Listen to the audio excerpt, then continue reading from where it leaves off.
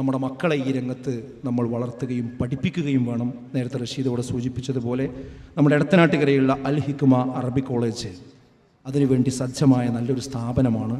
അതിൻ്റെ അഡ്മിഷൻ ആരംഭിച്ചിട്ടുണ്ട്. ആൺകുട്ടികൾക്ക് മാത്രമാണുള്ളത്.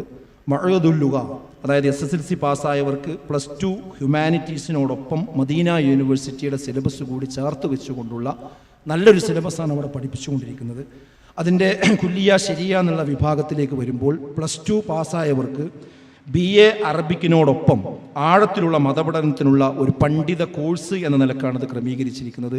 അതിൻ്റെ രജിസ്ട്രേഷൻ തീയതി മെയ് 20 വരെയാണ്. അതുകൊണ്ട് നമ്മുടെ വീട്ടിലോ കുടുംബത്തിലോ ഒക്കെയുള്ള ഈ പ്രായത്തിലുള്ള കുട്ടികളെ, ചില ആൾക്കാർക്കുണ്ട് ഇതിൽ ധാരണ എന്ത്, അറബിക് കോളേജിലേക്ക് മതം പഠിക്കാൻ വിടുക എന്ന് പറഞ്ഞാൽ അത് മറ്റേതിനൊന്നും വിഷയത്തിനൊന്നും മാർക്ക് കുറഞ്ഞ ആൾക്കാരെയാണ് അങ്ങോട്ട് വിടേണ്ടത് എന്നുള്ളൊരു ധാരണ ഉണ്ട്. സമ്പൂർണ്ണ A+ കിട്ടിയ ഒരു കുട്ടിയാണെങ്കിൽ അവൻ എഞ്ചിനീയറിങ്ങിന് പോട്ടെ, അവന് മെഡിസിന് പോട്ടെ, അവൻ എൻട്രൻസിന് പോട്ടെ, എന്നാൽ ഒരു 2 A+, ബാക്കി A, 2-3 B ഇങ്ങനെയൊക്കെ കിട്ടി അന്നും അറബിക് കോളേജിൽ പോയിക്കോട്ടെ. ഈ ധാരണ നമ്മൾ മാറ്റണം.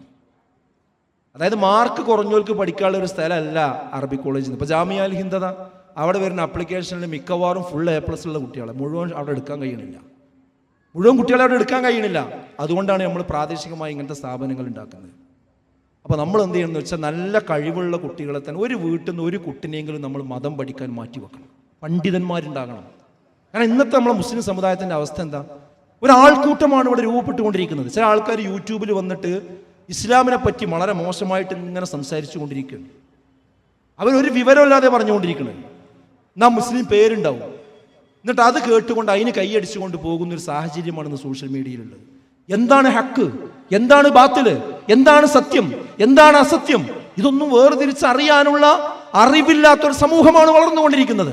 അതുകൊണ്ട് നമ്മുടെ മഹല്ലിൽ ഈ സത്യവും അസത്യവും വേർതിരിച്ചറിയുന്ന ഒരു കുട്ടിയെങ്കിലും ഉണ്ടാകണം.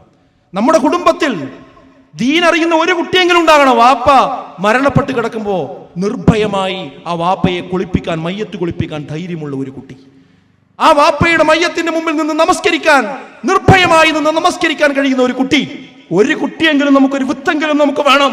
ആ വിത്തില്ല എങ്കിൽ സുഹൃത്തുക്കളെ, വരാൻ പോകുന്ന കാലം അത്യന്തം അപകടകരമാണ് എന്ന് നമ്മൾ മനസ്സിലാക്കേണ്ടതുണ്ട്. ഒരു ഭാഗത്ത് ലിബറലിസത്തിന്റെയും മതനിരാസത്തിന്റെയും കൊടുങ്കാറ്റ് ആഞ്ഞു വീശുമ്പോൾ മറുഭാഗത്ത് നിന്ന് ശിർക്കിന്റെയും ഖുറാഫാത്തിന്റെയും തിരമാലകളാണ് അലയടിച്ചു വന്നുകൊണ്ടിരിക്കുന്നത്. ഇതിനിടയിൽ ഈ ജീവിതമാകുന്ന ഈ ഒരു കപ്പലിനെ പരിക്കില്ലാതെ കരയിലേക്ക് എത്തിക്കണമെങ്കിൽ അതിന് ദീർഘദൃഷ്ടിയുള്ള കപ്പിത്താന്മാർ ആവശ്യമാണ്. ആ കപ്പിത്താന്മാരുടെ പേരാണ് മതവിദ്യാർത്ഥികൾ എന്ന് പറയുന്നത്, മതപണ്ഡിതന്മാരെന്ന് പറയുന്നത്. അത് ഭൂമിയിൽ മുളച്ചു പൊന്തുകയില്ല. അത് വിദ്യാഭ്യാസ കേന്ദ്രങ്ങളിൽ, അറബിക് കോളേജുകളിൽ പഠിപ്പിച്ചുകൊണ്ട് ഉണ്ടാക്കിയെടുക്കേണ്ടതാണ് എന്നോർമ്മപ്പെടുത്തിക്കൊണ്ട് ഞാൻ ഈ വാക്കുകൾ അവസാനിപ്പിക്കുകയാണ്. നിങ്ങൾ എല്ലാവരും ഈ കാര്യം ശ്രദ്ധിക്കുക. ഈ പ്രോഗ്രാം ആദ്യ അവസാനം ശ്രദ്ധിക്കുക.